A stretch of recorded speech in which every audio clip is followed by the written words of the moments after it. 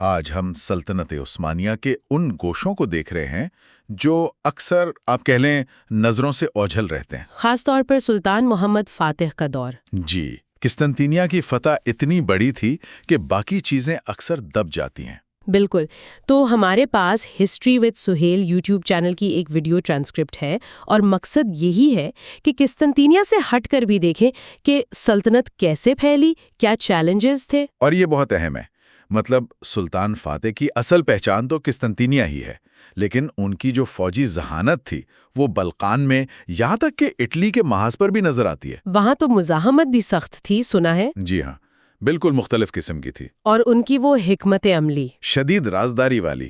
وہ جو قول ہے کہ اگر میری داڑھی کے بال کو بھی پتہ چل جائے تو نوچ کر جلا دوں، یہ تو مطلب انتہا ہے۔ ہاں، انتہا تو ہے۔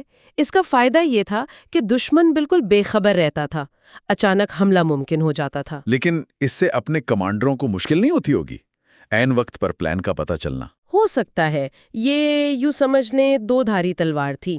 کبھی کبھار شاید نچلی سطح پر ہم آہنگی میں مسئلہ آتا ہوگا، لیکن وہ خود قیادت کرتے تھے، تیاری بہت سخت ہوتی تھی ان کی، تو مجموعی طور پر کامیاب رہے۔ لیکن کچھ معاذ بہت لمبے چلے، جیسے البانیہ۔ اوہ، البانیہ! جی ہاں، اسکندر بیگ، جان کیسٹیوٹی۔ 20 سال سے زیادہ مزاحمت، یہ کیسے ممکن ہوا اتنی بڑی سلطنت کے سامنے؟ اس کی کئی وجوہات تھیں۔ ایک تو اسکندر بیگ خود، وہ ایک غیر معمولی لیڈر تھے۔ پھر البانیہ کا علاقہ، پہاڑی، دشوار گزار، گوریلا جنگ کے لیے بہترین۔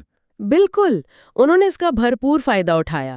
کئی بار بڑی عثمانی فوجوں کو شکست دی، ایک دفعہ تو 3 الگ الگ لشکروں کو ہرایا۔ 3 لشکروں کو؟ جی، عثمانی دباؤ ڈالتے رہے، ہر سال حملے۔ البانیہ کی معیشت تو تباہ ہو گئی تھی، لیکن اسکندر بیگ ڈٹے رہے۔ اور پھر ان کی موت ملیریا سے ہوئی 1468 میں۔ جی ہاں، اور سلطان فاتح کا وہ تبصرہ بھی مشہور ہے کہ عیسائیت نے اپنی تلوار اور ڈھال کھو دی۔ وہ خود مانتے تھے ان کی صلاحیت کو۔ تو ان کی موت کے بعد ہی البانیہ مکمل فتح ہوا؟ جی، اس کے بعد ہی ممکن ہوا۔ اچھا، اسی دوران ایک اور محاذ بھی تھا، مالدیویا کا، اسٹیفن دی گریٹ۔ ہاں، واسلوئی کی جنگ 1475۔ یہ تو عثمانیوں کے لیے بہت بری شکست تھی، ہے نا؟ بہت بری، تاریخ کی بدترین شکستوں میں سے ایک شمار ہوتی ہے۔ سلیمان پاشا کمانڈر تھے، اسٹیفن نے بہت چھوٹی فوج سے ہرایا۔ کیسے؟ موسم کا فائدہ اٹھایا، شدید دھند تھی، علاقے کو جانتے تھے، گوریلا چالیں چلیں۔ عثمانی فوج میں ایسی افراتفری مچی کہ ہزاروں فوجی مارے گئے۔ اوہ، یہ تو سلطان کے لیے بڑا دھچکا ہوگا۔ ظاہر ہے، بہت بڑا، لیکن سلطان نے فوراً جواب دیا۔ اگلے ہی سال؟ جی، 1476 میں خود فوج لے کر گئے اور ویلابیل کی جنگ میں اسٹیفن کو شکست دی۔ اچھا۔ اسٹیفن بچ نکلے، لیکن پھر امن معاہدہ کرنا پڑا۔ تو دیکھیں، فتوحات بھی آسان نہیں تھیں، مقابلہ سخت تھا۔ صحیح، بلکان اور مشرقی یورپ تو ہو گیا، مغرب میں کیا صورتحال تھی؟ اٹلی کی طرف بھی نظر تھی؟ بالکل، یہ سلطان فاتح کے بڑے عزائم میں سے تھا۔ 1480 میں احمد کدک پاشا نے جنوبی اٹلی میں اوٹرانٹو کا شہر فتح کر لیا۔ اٹلی کی سرزمین پر؟ جی ہاں، یہ پہلا بڑا قدم تھا، اور اس سے پورے اٹلی میں بلکہ یورپ میں کھلبلی مچ گئی۔ لوگ سمجھے کہ بس اب اٹلی کی مکمل فتح کا دروازہ کھل گیا۔ لیکن اسی وقت ایک ناکامی بھی ہوئی تھی نا، روڈز میں۔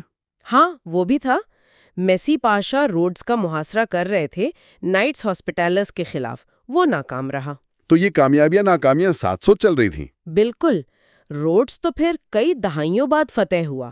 خیر، اوٹرانٹو کی فتح اہم تھی، لیکن پھر 1481 میں سلطان فاتح کا انتقال ہو گیا۔ جی، اٹلی پر ایک اور بڑی مہم کی تیاری کر رہے تھے وہ، اچانک بیمار ہوئے اور وفات پا گئے۔ تو وہ اٹلی مہم وہیں رک گئی؟ عملی طور پر وہ باب وہیں بند ہو گیا۔ انہیں قسطنطنیہ میں دفنایا گیا۔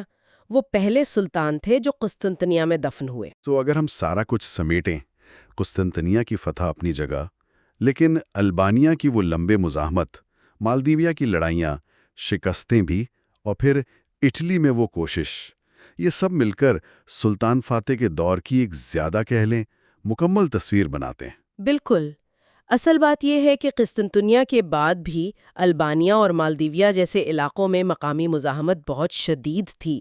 اس سے پتہ چلتا ہے کہ سلطنت کی توسیع آسان نہیں تھی، حدود تھیں۔ اور مقامی لیڈرشپ کتنا فرق ڈال سکتی تھی؟ جی، اور اوٹرانٹو کی فتح ایک نئی سمت کا اشارہ تھی، مغرب کی طرف۔ لیکن سلطان کی موت نے اسے تاریخ کے ان سوالوں میں شامل کر دیا کہ اگر ایسا نہ ہوتا تو کیا ہوتا۔ اور یہی شاید سوچنے کی بات ہے کہ اگر سلطان فاتح اٹلی مہم کے دوران ناوفات پاتے تو کیا یورپ کی تاریخ آج کچھ اور ہوتی؟ کیا عثمانی سلطنت واقعی اٹلی کے مرکز تک پہنچ جاتی؟ یہ سوال تو ہے، اور تاریخ میں دلچسپی رکھنے والوں کے لیے غور و فکر کے بہت سے دروازے کھولتا ہے۔